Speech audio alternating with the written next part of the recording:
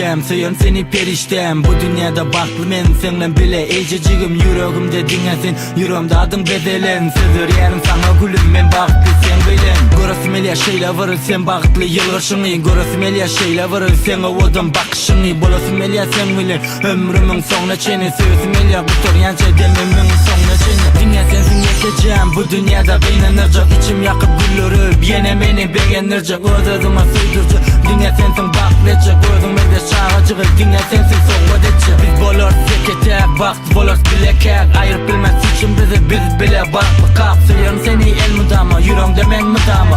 Hiç var, hiç günah, ruhsat vermem gamlanmana. Söyleyen seni, senin kara gözlerimi. Söyleyen seni, sen ovadan yılışımı. Söyleyen seni, mehirlece bakışımı. Söyleyen senin vakti sözlerimi.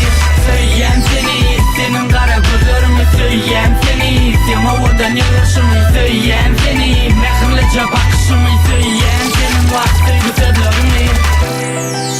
Söyleyen seni.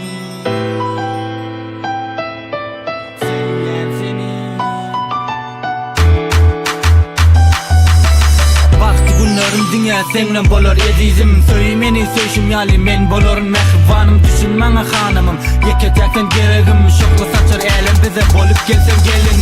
Gecelerine aya kara baktığımıza seresek. Birinin gözünden baktığımızı görsek. Elimizi ele verip balkondan yürüsek. Birimizin eline mikarum giydirsek. Bir vardan dilesek, dilel bile baktığımızı hasil edeli bile.